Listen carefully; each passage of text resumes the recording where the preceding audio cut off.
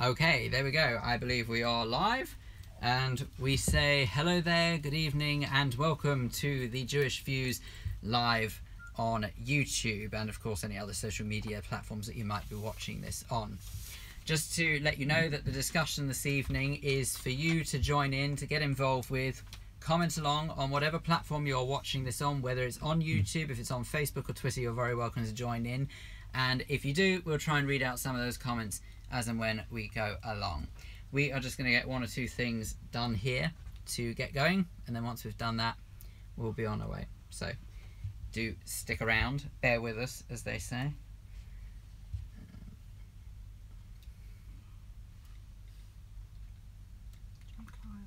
Can't see Clive, can we? Yeah, we can. We can. Well, unusually for a live show, we're all very, very quiet. Because we're all thinking. We're all concentrating, getting ready to go. We're cogitating. We're being very pensive. Got any more synonyms for what we're about to do? Before we do it? And Schmooze away? There we go. So if you want to type in whatever you want to type in about sort of like being live, and then just press post, and then that's that done. And it's the same That's YouTube for you. If we just tap that and that, and then you can just put whatever you want to put and then post and Okay, then so share it live. yeah. There you go. So you've shared your live video. So just make sure that that's off.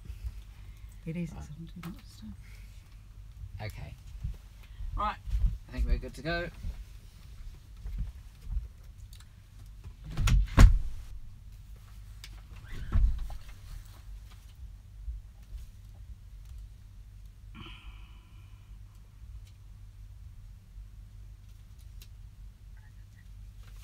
I can very well, thank you. Okay, let's begin.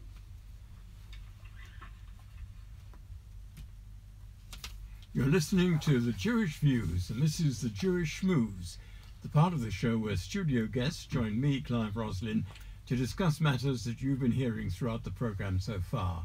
And joining Tony Honigberg and me today are founder of West End Travel, David Siegel, and lawyer Denise Lester. The subject today is based on the news we heard earlier on in the programme. A list of Orthodox rabbis are calling for a boycott of the Jewish Community Centre JW3 after calling into question their Gay W3 event, which took place earlier on this year. The question is, how far can the laws of halakha carry the opinions of many Orthodox Jews in this day and age?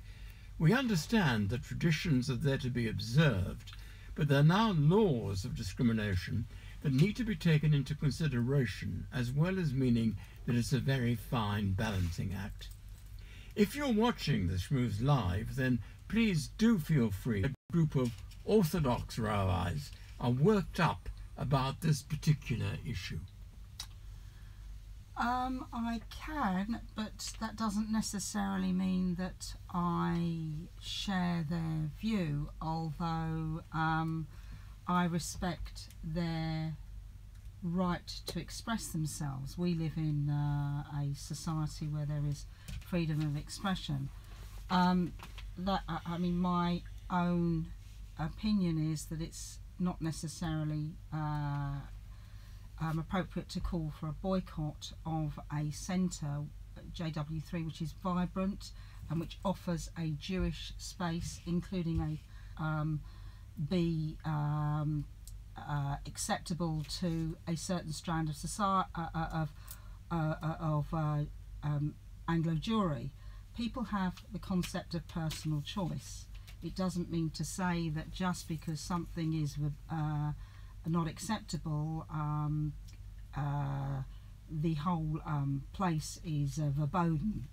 So I think there's been, it's a hyperbolic and an extremist position to take as a consequence of something that's occurred historically. But of course it's because they believe in it absolutely sincerely and purely. Absolutely, and I respect their right to express their point of view. But there is the dignity of difference, and there's the dignity and concept of multicultural, multi-branded, multi-strands faith of Judaism. And so I am deeply dismayed by this stance, because I think one Jew has a collective responsibility towards another Jew. We also have to remember that the JW3 was built as a collective centre for all Jews, no matter what, whether you were Orthodox, what denomination you were, but for everybody. A bit like, I understand that Vivian Duffield built it on the same basis as the New York Jewish Community Centre. Absolutely. Which it's built on it. On that thing, yes. Yes. So have we forgotten that, or have these Rabbonim forgotten that? Well, I think or did they not look at that in the first place? These Rabbonim started the whole thing off because of Rabbi Dweck, the head rabbi of the Sephardi congregation, who actually all he said was that he believed in love, but they put a very narrow view on that, and there's been which started the whole thing, and the JW3 then picked the thing up. But it's basically two views which are both have their own right in what they say. What do you think, David? It's a very awkward subject to talk about, and as it so happens, I was at the Israel synagogue on the night that Rabbi Dweck gave that so-called famous lecture, which caused so much grief, so much hassle, so much irritation, if you like, amongst the Orthodox community and even in the wider circle. Some of the Orthodox community. Absolutely. And then it triggered a worldwide reaction, which in my book was over the top. And there was very little, if anything, that crossed over that red line. They kept talking about. What I want to ask you, Clive, is this particular issue now with JW3, regarding the kashrut of their restaurant, the Sephardi restaurant. How on earth has that got any connection to do with what Rabbi Dweck's lecture was all about? Well, I think it's because the kashrut is supplied by the Sephardi Kashrut Authority, and I think there's a bit of jealousy around that anyway. There probably are some issues, inbuilt issues, which haven't yet come out on the surface, but in my mind, I see absolutely no correlation between Rabbi Dweck's lecture on Israel and the kashrut at the JW3. I, for one, will certainly continue going there, and I speak as an Orthodox man.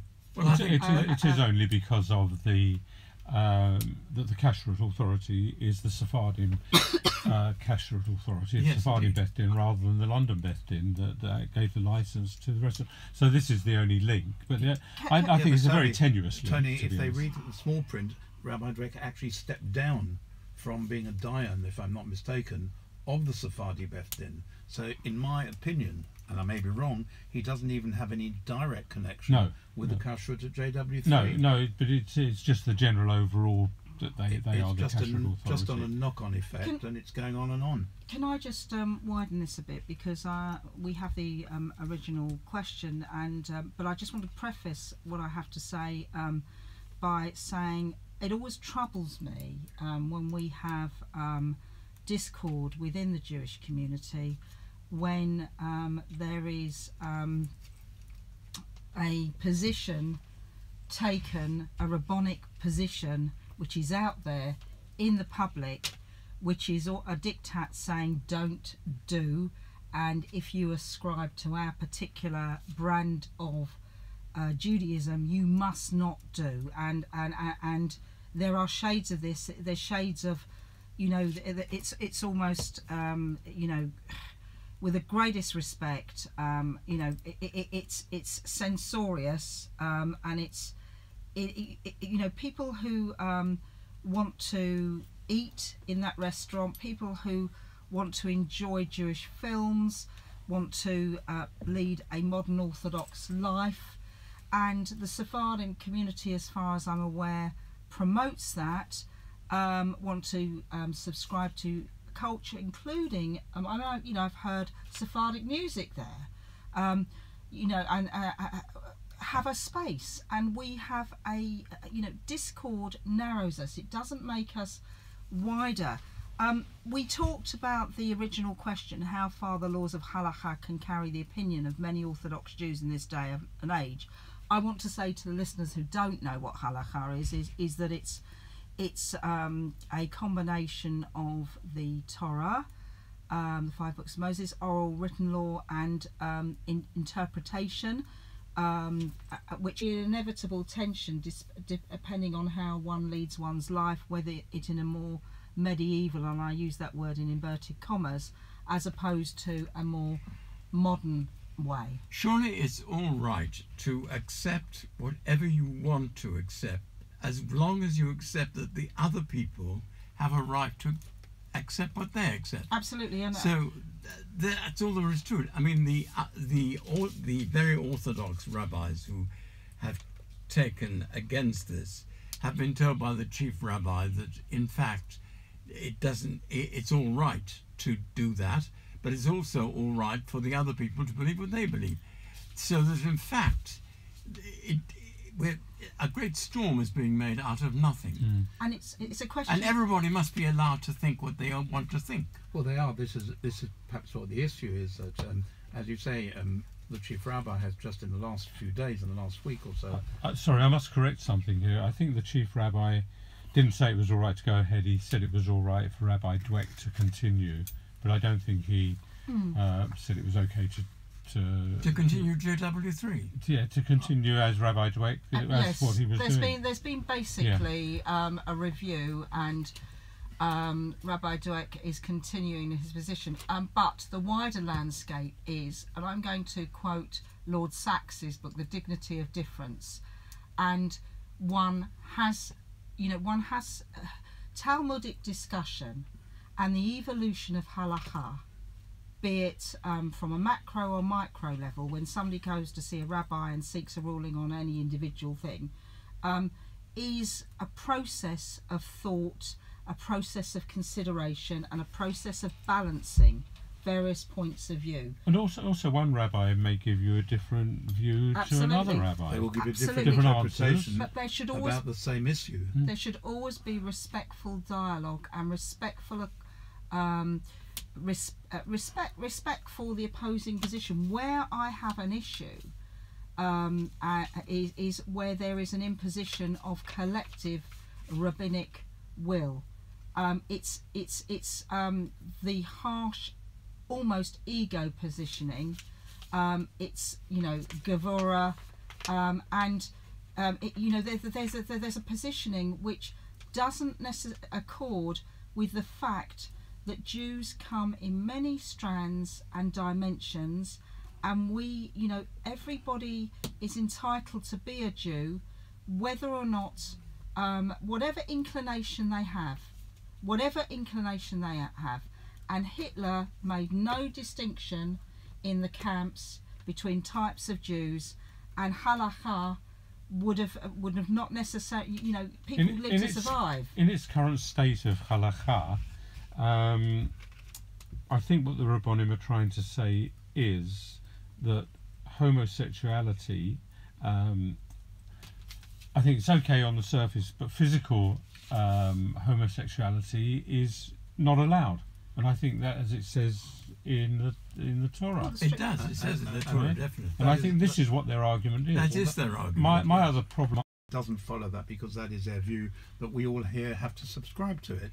There's strands people who will say they've got a valid point, and this is not unique to JW3. If you know what's going on in Israel with the gay pride, well, Tel Aviv is the second largest gay city in the world. Correct, and as travel agents we don't exactly promote that, by the way. But having said that, they go marching along Ibn Gvir Street in Tel Aviv, and the religious people go crazy, all the rabbis, and they do similarly in Jerusalem when they're marching along Jaffa Road. And again, they go crazy, and it is their right to go crazy. It's everybody's right to do. It's also their right to be able to march along and. Yeah, I'm going to say this. I've been to Gay Pride in Tel Aviv. I'm not gay. I have friends of mine who may be practicing, non-practicing. I think the whole issue of female sexuality, male sexuality, inclination, suppression of inclination, or whatever. The amazing thing about Israel is that it is so multi-stranded. The amazing thing about London is it's so multi-stranded, and here we have a very narrow section of a diminishing Jewish community who is attempting to impose a boycott so that JW3 could suffer loss as a result of it, including financial loss, because they have sincerely held beliefs which I entirely respect, but you know, it still has the right to exist. Just don't go there. Just don't go there. Well, yes, that's how it's going to work out anyway, isn't it? But as you've said, their views are utterly sincere. Whether or not they're right or wrong has nothing to do with it. That is what they honestly believe, and they think they're doing the right thing. But the answer is for the other side also to say, we believe saying, if I'm reading this correctly, don't go along there. Keep out of the place. Well, they're saying that to their own believers. To their own commute, to their own segment. Yeah. Well, their own segment probably didn't ever go there anyway. Correct. And people like me who go to religious synagogue and we lead a religious life at home, I certainly will carry on going to JW3. Well, exactly. I will carry on going to their restaurant because I see no connection between the old issue, which hopefully has been settled, and this particular one, which will blow over till something else crops up. You know, for those Sephardim, I think it will cause pain to those who look to their Rabbonim,